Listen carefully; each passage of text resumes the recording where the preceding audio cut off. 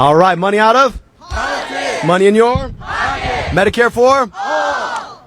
Look, I'm never going to forget the day sitting in an office right there in the Guardian building when the Trump administration froze federal funds. It was January in 2025. Now, I got there through a long journey. I wanted to heal people. And I wanted to heal people because I understood I could go 15 hours to my family's native Egypt or 15 minutes from where I grew up into this city or north into the city of Pontiac. And either way, we'd cross a 10-year life expectancy gap. And it shouldn't matter the color of your skin, shouldn't matter where you grow up. You deserve a long, healthy life in these United States of America. And I dedicated my career to doing that. I thought I was going to do that as a doctor working in the clinic, taking care of patient by patient, until I came to realize that I was studying to answer two questions. What's wrong and how can I help? And too often the answer to what was wrong had less to do with all the physiology I spent all this time studying and a lot more to do with the pathologies in our politics. Whether or not you get to breathe clean air or drink clean water. Whether or not you get to walk in your community without being the victim of somebody's violence. Whether or not you can see a doctor when you get sick in the first place. And I realized I wanted to be a part of solving those problems. So I went into public health. Got to rebuild the health department in this city. Got to take on some of the biggest challenges facing Wayne County as Director of Health, Human and Veteran Services. Which led me to that office in there. The day this administration froze federal funds. And I'm trying to figure out how to make sure that WIC checks go out next week to put food on the table for moms and babies. How to make sure that kids keep getting the vaccinations that people like RFK Jr. want to keep from them. How to make sure that our federally qualified health centers don't shut down and people can see the doctor that they were supposed to see. And that's when I learned that this U.S. Senate seat was open. Now in 2024, we had watched as the same individual that we're facing down now ran for U.S. Senate in 2024, Mike Rogers. And it is clear, just based on his own record, that he is among the most corrupt candidates for U.S. Senate in recent memory, and certainly in Michigan history. This is a guy who took more than $5 million from big corporations to run his campaigns while he was in Congress for 14 years.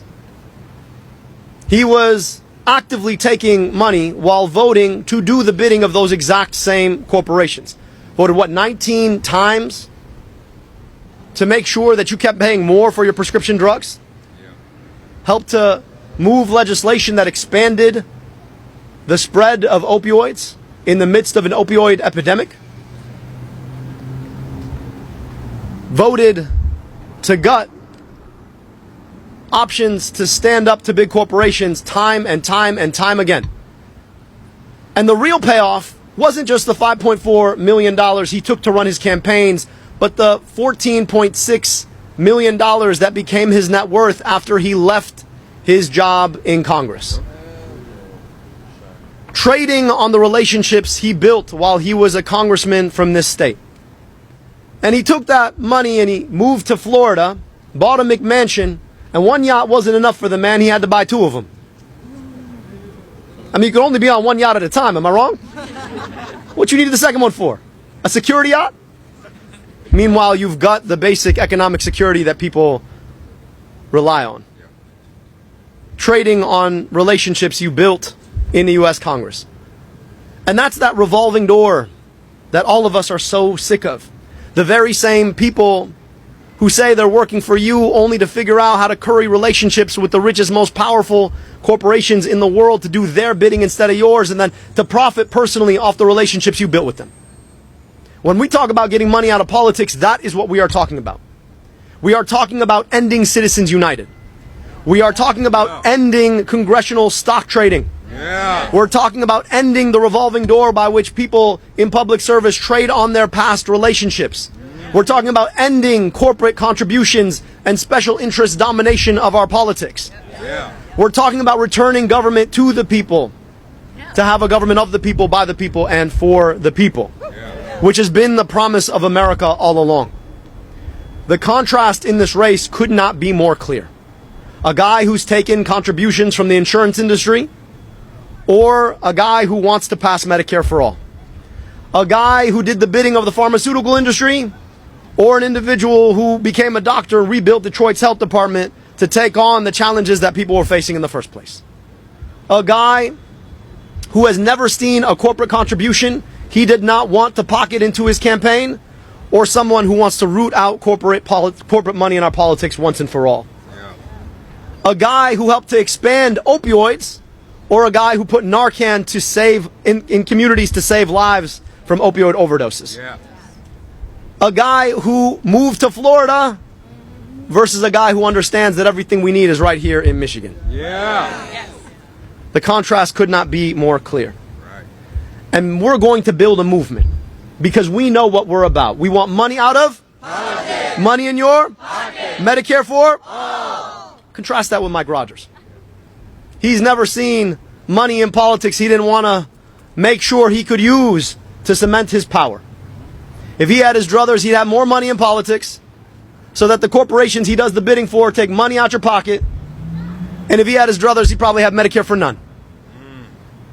Gutting public programs, as he's done his entire time. I'm going to finish here. It's not just Mike Rogers on his own terms. It's that Mike Rogers is signing on to be a sock puppet for Donald Trump. Yeah. A man who's made a personal, between him and his family, $2.2 billion and counting off of his time in the presidency. A man who's taken us to a war he can't seem to figure out how to get us out of. That's taught the Ayatollahs how to squeeze our energy, raised our gas prices to near $5 a gallon. Mike Rogers, during Trump's come up, used to talk about how dangerous Donald Trump was. And now he does not see a policy that Donald Trump wants that he is not willing to kowtow to and rubber stamp. He's willing to lick all the boots so long as Donald Trump will keep giving him a thumbs up. This is Donald Trump's Mike Rogers. Make no mistake about it. He is a corporate shill and a Donald Trump suck-up. And in November, we'll send him back to Florida where he belongs. Yeah. So with that, be happy to take any questions that folks might have. Joey?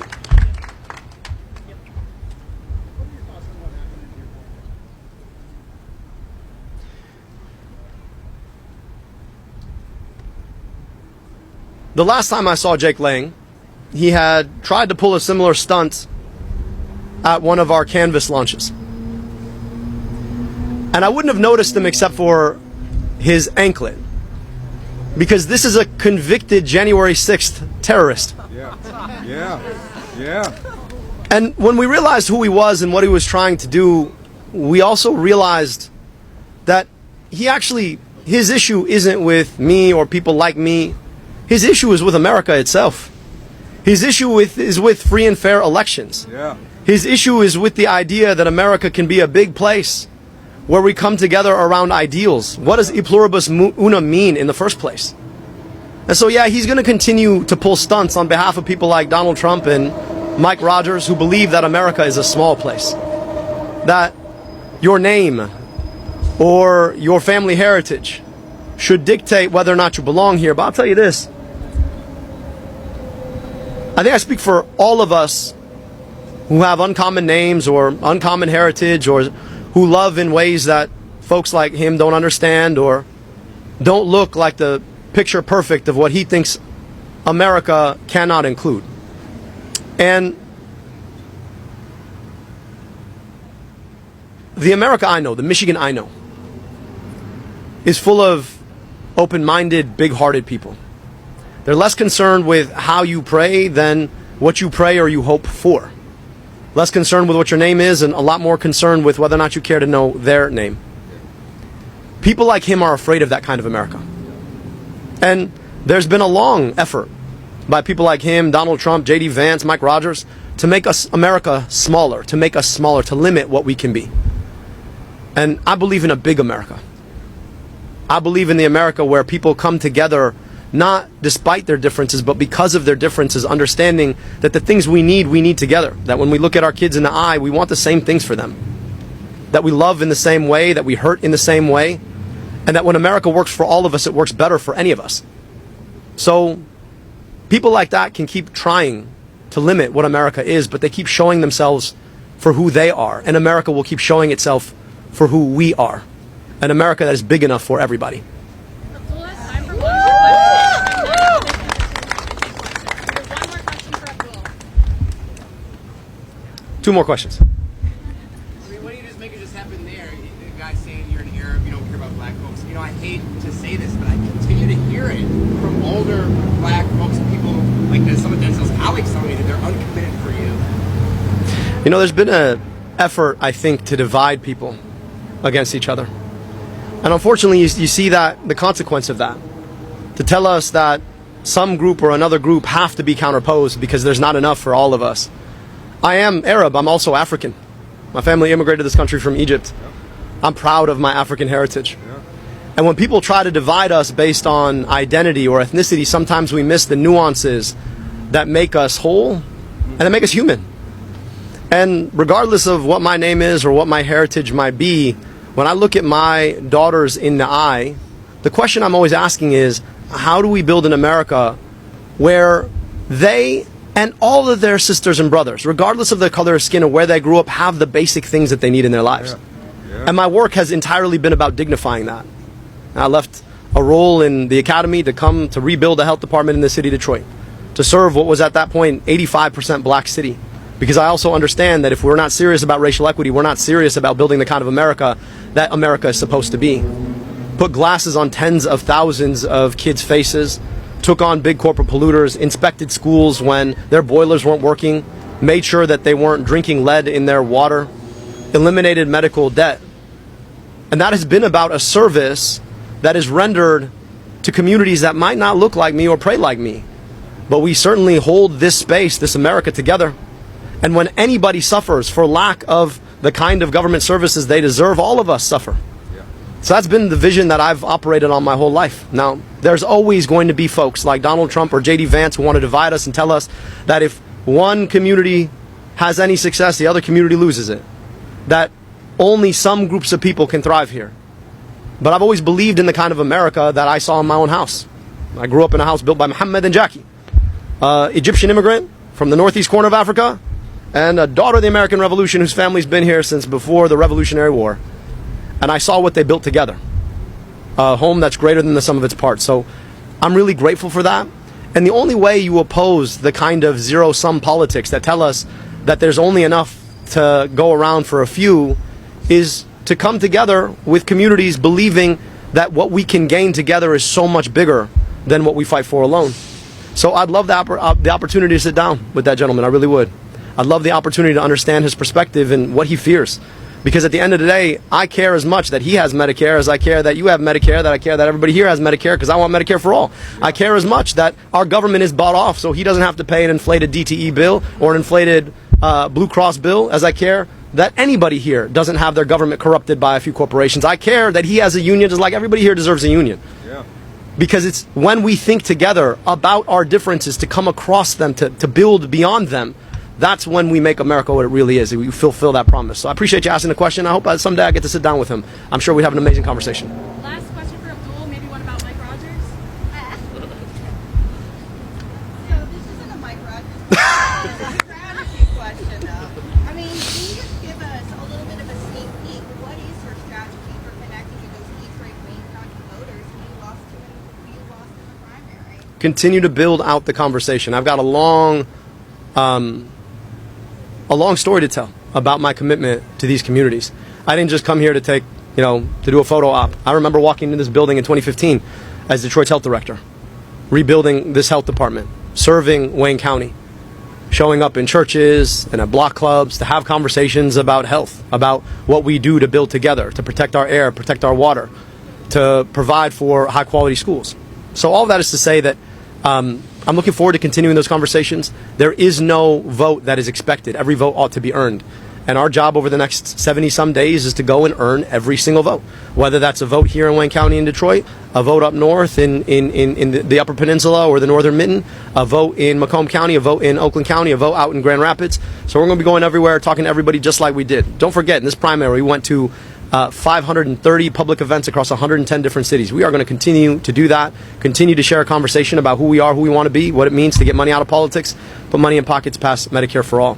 I'll also say this, Mike Rogers does not want to have a conversation. Roop Raj just reported earlier today that he reached out for a debate. I've told Mike I'm happy to do 5 debates. 5 debates. But, you know, cowards, they want to shoot shots from, what, $45 million super PACs paid for by big corporations. They don't want to actually sit down and have a conversation. Right. Because if I were Mike Rogers, I wouldn't debate me either. Frankly. Yeah. Right? That cowardice is showing. He's 2 steps too slow, hasn't had an original idea since the 90s. Mike, happy to have a conversation. Anytime, anywhere. Roop's got a stage ready for us. September.